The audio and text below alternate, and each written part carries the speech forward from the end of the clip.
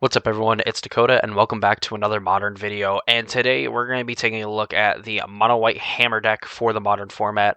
This list in particular is piloted by Amin Abadi, who won the 20k Apex Invitational with a 5-1-1 record in the Swiss, and obviously going undefeated in the top 8. Congratulations to him and the work he's put in. I know that at the SCG event that I went to, back in September, he's playing Hammer and he was doing very well with the deck as well. I mean, and throughout the entirety of like the Apex season, it seemed like either him or his brother were always like in the mix for top 8 and even winning just the whole dang tournament, whichever qualifiers and stuff they went to. So I mean, congratulations to Amin for taking it down this past Sunday, and we're going to take a look at the list and kind of dissect and figure out why he was so successful, and obviously go over the Hammer deck because I think it's been a while since we've actually looked at it.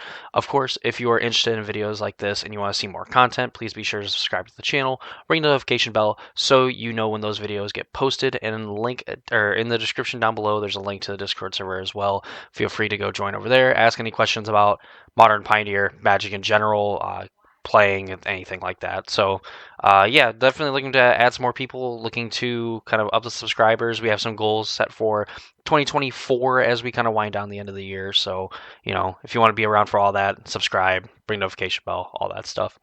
Okay, so Mono White Hammer, it's been a deck for a while in Modern. It kind of started out as like this meme and has slowly transformed into a deck that at one point I think was like one of the top 3 most played decks. And I mean, like probably at one point was one of the most played decks, and kind of as time has went on, it's went through a few different changes.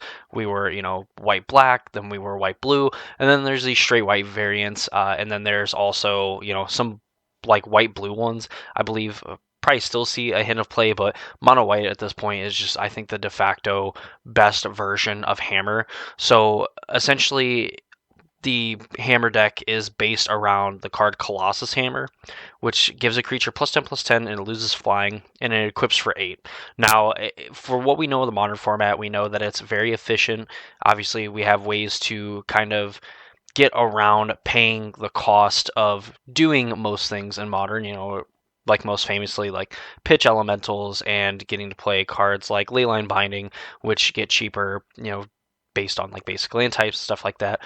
We get around the cost of equipping Colossus Hammer in a few ways.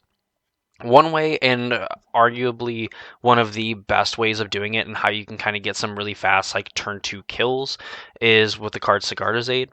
It allows you to cast your auras and equipment spells as though they had flash. Whenever an equipment enters the battlefield under your control, you may attach it to target creature you control. So for 1 white mana, you can play this, and then you can play an Ornithopter, and then you can attack with the Ornithopter, and then after blocks, if your opponent doesn't have anything with reach or flying, you can just slap 2 Colossus Hammers on it, 20 damage with the game. No big deal, easy peasy, all that fun stuff. Now, once it's already in play, is where it kind of gets harder to do it, because like Sigarda's Aid, you're able to cast as an instant, essentially be like a pump spell, but this deck does have other ways to get around the equip cost other than just auto equipping it to a creature. And the easiest one, and I think the one that most people are aware of, is Puresteel Paladin. It requires Metalcraft for your equipment to equip for 0. But I mean, you see that you have 11 artifacts here. You have a Gingerbrute, you have 3 Ornithopter, you have a Stoneforge Mystic to go get some of your other artifacts and stuff like that. Like it's not going to be that big of a deal. And even though Forge Anew looks like it's an artifact, it is actually an enchantment, so always kind of throws me off. But with that said, whenever an equipment enters the battlefield under your control, you also get to draw a card. And then, of course, the big thing being that you can equip for 0, which means that Colossus Hammer, Shadow Spear, Nettle Cyst, and like Cauldron Complete also can get around the cost of equipping to something else. The last card is Forge Anew, is another one where it also has an effect where when it enters the battlefield, you return an equipment card from your graveyard to the battlefield. As long as it's your turn, you may activate equip abilities anytime you could cast an instant, and you may pay 0 rather than pay the equip cost of the first equip ability that you activate during each of your turns. So Forge Anew kind of mixes Sigarda's Aid and Puresteel Paladin into one. Obviously, the 0 ability, while you cannot do it as many times as you want, like you can with Puresteel Paladin, you can do it once, and with its other effect, you can do it at instant speed. And of course, on top of that, if your opponent shatters your hammer or something like that, when it enters the battlefield, you can return it from the graveyard to the battlefield and then essentially equip it onto one of your creatures whenever you see fit. So that's kind of how we're getting around the cost of this Colossus Hammer. Costing 1 mana to, again, just as I had stated earlier, kind of enables these like turn 1 kills where you can just kind of play an Ornithopter, play a Sigarda's Aid, and then if you just have 2 hammers in hand, you win the game. There's also some others where you can like play like Springleaf Drum. You can end up making like a ton of mana and being able to like play like another 1-drop and then do it that way as well. Obviously, Ornithopter is the best creature in this case because of how combat works and everything. You can attack with the Ornithopter that has 0 power.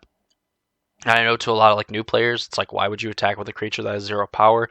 What's the point of Ornithopter and stuff like that? Well, it's kind of like the power of it in the older formats where you can attack with it as flying, so your opponent can't block it or anything. So we go to the blockers step, and once we declare blockers, of which there's probably going to be 0 unless your opponent is playing like Amulet Titan and they have an Arboreal Grazer. Ornithopter's going to get to attack. It's presumably going to go unblocked, and with a Sigarda's Aid in play, you cast a hammer, equip it to the Ornithopter, cast another hammer, equip it to Ornithopter, 20 damage, easy, as I stated earlier. We've seen games like that on my channel as well. I'm playing Yawgmoth, where you play against Hammer, and when they go land Ornithopter, Hammer, or land Ornithopter, Sigarda's Aid, that you're just hoping that they don't have 2 hammers. 1 hammer, like, you could eventually beat. 2 hammers, you can't.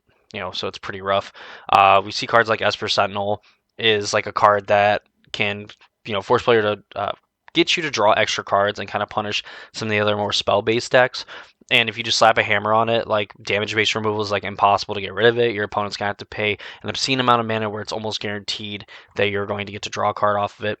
Gingerbrute, you can find it off of Urza Sagas, and is another creature that can essentially be unblockable. It can only be blocked by creatures with haste. Not very many creatures in the format that come off the top of my head that are going to get played super early on that are going to be blocked by Gingerbrute. I know that a few exist, but in reality, like, there's probably not that many that actually see a consistent amount of play where this card is not going to be good. So having 1 copy that you can find with an Urza Saga, totally fine. Giver Runes is another way that you can give protection to like your creatures and force through some damage. You can give it protection from a majority of like whatever color your opponent has, or it's going to give you protection from your opponent's entire board. Maybe some removal. You can use it defensively to protect your creatures from removal spells, and just in general kind of a headache for your opponents to deal with. Pure Steel Paladin we already went over. Stoneforge Mystic, the big bad when it was unbanned, and actually seeing a lot more play than Jace, because I believe it was unbanned at the same time. Or maybe Jace was earlier than that. Regardless, like, Stoneforge Mystic lets you search for an equipment, put it in your hand, and then you can pay 2 and tap it, put equipment from your hand onto the battlefield. Cauldron Complete being one of the big things that you can get with it. Just with that wall of text, essentially getting a 5/5 with First Strike, Trampled, Indestructible, and Haste. And it can exile a creature in combat, and with it having First Strike, it should be able to get rid of it, even if it didn't have Indestructible, get rid of that creature before it actually deal damage to the Cauldron Complete. Something of note. Obviously, Cauldron Complete is not a Batterskull, which people are probably most known for seeing Stoneforge Mystic with. If you played back in like the early to mid like 2010s and stuff, but Cauldron Complete does a very good job. You can get Nettle Cyst, which is another living weapon that can get +1/+1 for each artifact and or enchantment you control. So you're playing like a few of these enchantments. Of course, you have all these artifacts and stuff. It's not totally out of the question that this is just like a 3-mana 6/6 or a 3-mana 7/7 that is also just going to be able to attach to your Ornithopter and make it a 7/8 power flyer and continue to have flying where like the hammer will take it away when it is equipped to it. You have another card, Shadowspear, which essentially synergizes super well with Urza Saga because you make big Saga tokens, and then you're able to give them lifelink and trample, and just utterly destroy whatever race your opponent wants to have if they cannot answer, the Shadowspear or the token that the Shadowspear is attached to. And of course, giving trample to something that is already equipped with a hammer doesn't really matter if it loses flying or whatnot, because you're just going to be able to attack and bully like whatever other creature is could potentially even be in front of you as well. Um, Continuing on, you have Surge of Salvation and Amiria's Call as the other spells in the deck. So Surge of Salvation is definitely like your protection spell. This is really good on the draw, obviously against Scam, where you can give you and permanents you control hexproof until end of turn, and you prevent all damage from black and or red sources that would deal to creatures you control this turn. You can kind of swing some combats in your favor this way just by, getting to play a bunch of dudes, and then you Surge of Salvation, protect your board from Furies, protect your board from just your opponent's attacks and everything like that. Discard spells, Thoughtseizes, things of that nature. So Surge of Salvation, just being in a really good color to hose kind of those cards where we would have seen like Veil of Summer in place of this card, maybe a few years ago. Amiria's Call as well, I believe, is in here as just another land. I think maybe you could actually cast this, but I know a lot of the time like it was meant to be just an extra land. Then you can also then play for Solitude in your sideboard as well to kind of up the count of like white cards in your deck. And again, just being able to be a land that can come into play untapped is very nice as well. The mana base, you have essentially 22 lands, of course, about the Amiria's Call that we pointed out. You have Iniganjo, Seat of the Empire, so you can kind of mess, this is like interaction for your opponent that they can't like counterspell or anything like that. They need something like a Stifle or whatnot, but 4 damage to a target attacking or blocking creature, could just mean the difference. Also could help out in some of the hammer mirrors where your opponent, is going to need like multiple hammers to do something with an Ornithopter. Not unlikely in that case, but this is just interaction that you do get to play in your deck. It taps for white mana, does everything you want it to do. You have 10 planes in the deck, super simple mana base. You have 4 Urza Saga, obviously get your plethora of 1-cost artifacts and 0-cost artifacts as well, and makes a bunch of big tokens. And the big one being Inkmoth Nexus at 3 copies in the mana base. Tap for colorless mana, you essentially have 7 like lands that tap for colorless mana. But Inkmoth Nexus in particular is interesting in this deck because you can activate an Inkmoth Nexus, attack with it, so it has flying, equip a hammer to it, it loses flying, and then you are able to then reactivate it to give it flying. Now, in the ways that you can instant speed, obviously it kind of doesn't matter, but with Pure Steel Paladin, you activate an Inkmoth, you slap a Colossus Hammer on it with the Pure Steel's ability, and then you reactivate the Inkmoth Nexus. It regains flying, and well, it keeps infect, but like it'll regain flying. So then you're able to attack with the Inkmoth Nexus with flying to then hit your opponent for lethal infect damage. You only need 1 hammer in this scenario. Sideboard, you have Pithing Needle. This is like a combo in a way, since like Urza Saga came out, where like you can just Pithing Needle and people don't expect it, and then you end up getting like their fetch land, and then they're really sad. But in general, like Pithing Needle, very strong, very powerful. I'm assuming that a lot of these sideboard cards and a lot of these decisions were based on, people playing the same archetype. We've seen like Scam, we've seen Black Green Yawgmoth on like the circuit. Of course, we've seen Rhinos and that. So like Pithing Needle being very good against like Yawgmoth and other decks like that. You have Curse Totem, essentially like another good like Yawgmoth card that also stops just in generally activated abilities of creatures.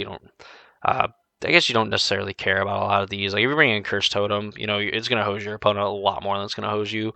Drannith Magistrate is like a way to stop the other Cascade decks because they can't cast spells anywhere other than their hands, and it also stops them from being able to suspend cast their like Crashing Footfalls and things like that. You have Strict Proctor, which stops a permanent when a permanent enters the battlefield and causes a triggered ability to trigger. Counter that ability unless its controller pays 2. We've seen this be good against like Amulet Titan, where you can like stop their bounce lands from untapping and stop like their amulets from triggering and causing them to pay extra mana and things like that, which can delay just long enough for you to cobble together a hammer kill. And of course, the Force Solitude, because Solitude is probably one of the best ways to answer a grief, with again like you being down like a ton of cards after the fact, but if your grief opponent or scam opponent doesn't have anything to follow it up after, this deck with a few bits and bobs can like get together a win from that position. So that is the Mono White Hammer deck for Modern. I want to give another thanks to Aminabatii for taking down the event, and congratulating him, because this this deck is really cool. I kind of like talking about Hammer because like my experience with it has always been like I play Hammer, and no matter what, like my hands suck. And whenever I play against Hammer, my opponents usually have some really good hands, even though I think I might have like a positive win percentage against it. So yeah, that's going to do it for me this video. Hope you all enjoyed. If you would like to see more videos like this, please consider subscribing to the channel, ring the notification bell so you know when those videos get posted. And of course, join the Discord server, link in the description down below. That's going to do it for me. Hope you all enjoyed, and I'll see you all in the next video.